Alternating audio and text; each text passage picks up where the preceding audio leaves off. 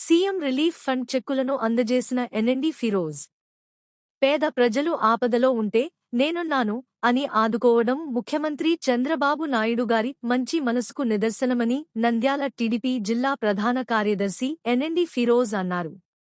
Nandyal TDP కార్యాలయం, Raj talkies నందు ₹1,00,000, Pakkiri Kothuru 25,000, Chennareddy 53,333, Kishore 23,400 CM relief fund చెక్కులను ఫిరోజ్ గారి చేతుల మీదుగా బాధిత కుటుంబ సభ్యులకు అందజేయడం జరిగింది.